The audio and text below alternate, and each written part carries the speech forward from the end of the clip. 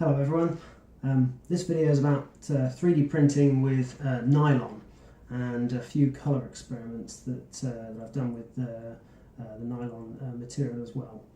So Tolman 3D have produced some really nice nylon for 3D printing. They've gone through a lot of iterations, and this is how it ended up. So we've got this natural nylon material called 618. It comes on 1 pound coils, half a kilogram, and is really designed for 3D printing. It's not like other types of cheap lines and things you get for stripping weeds and things like that. This has really been well refined and designed for direct 3D printing. So it's got very little warp characteristics, has no sort of fumes or toxic types of smells, and has a good range of temperatures you can print at. I've been printing it down at about 210, 220, up to about 240. Some other people have printed slightly higher than that, but I found for me the best temperature to work at is about 235 degrees C. So that gives me really good layer bonding and a really nice shiny finish as well. So the material itself comes natural. It's very flexible, but it can still be quite easily pushed through Bowden extruders. I've been printing with it on a tantalus printer. It's very flexible, but it does actually allow printing on Bowden-based systems.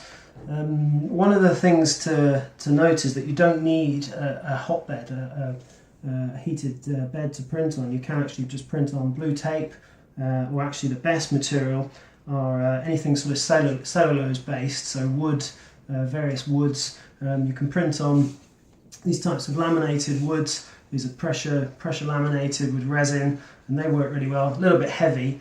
Actually, the best material that most people have found to print with is this, which is Tufnell, and well, it's called that in the UK. I think there are other names for it elsewhere, but it's a weave of cotton and impregnated with resin. So it's a very strong material, and it has some cellulose fibres in here as well, which the nylon really likes to stick to.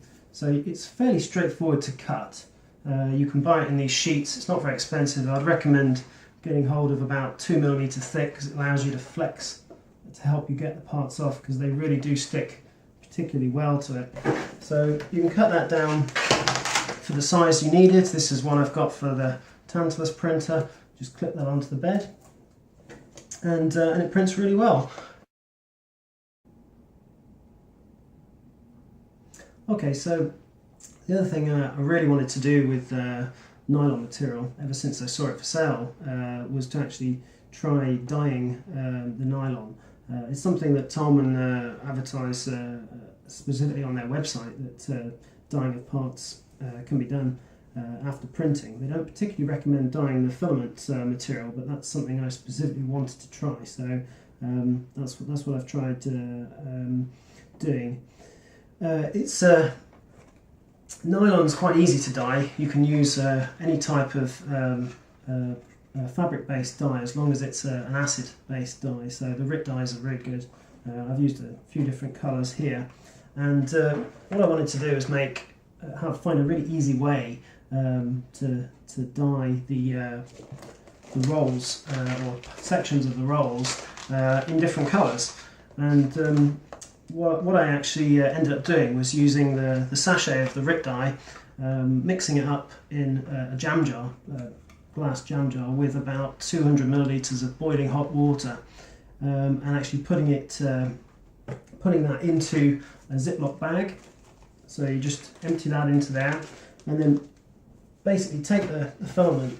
What you need to do really is to wrap it up quite tight, and then give it a tie wrap on there, and put that in the bag with it. So you end up with the filament in the bag with the dye at the bottom, and that basically dyes the bottom of the filament. and that's actually what I wanted. You could dye the whole thing, obviously in a container heated on the stove, or just leaving it to dye the whole thing. But what I wanted to do specifically was to dye various sections of the material different colours. So I ended up with a number of different effects, and got a few here to show you. This one was teal colour, so this was a sort of a teal, sort of dark green, and that was basically just having the dye at the bottom and just allowing it to dye half of the quill. It's a little bit mixed up now, but you've basically got sections of the dye which are natural and sections of the dye which are teal. And when you print with that, they look quite nice. They actually come out like this, so really give you a lovely effect, and it fades gracefully into one and the other, so you haven't got any sharp transitions of colour, and they end up looking really, really nice. So that was really encouraging, and that made me want to try another one. For that, I used the yellow and the fuchsia colour, and unfortunately with the fuchsia one, I was reading on the website that you should put some vinegar in the dye if you're dyeing it with nylon. So I used the fuchsia and I put vinegar in, and it really messed it up. It seemed to just not work at all. The whole dye just completely seemed to go to pieces and not actually do much dyeing. So unfortunately with this one I ended up with a sort of a light pink, almost fuchsia, but mainly yellow. But it has got different variations of colour, and again that was just half and half, so half of the dye was done at the bottom, turn it over, and then with the other colour dyed the other half and let them seep up and seep into each other, again producing some nice effects. So I still get a reasonably good effect, but not quite what I wanted. I wanted a more deeper fuchsia pinky colour on there, but they do actually come out quite nice, and some of the effects with that one are quite pretty.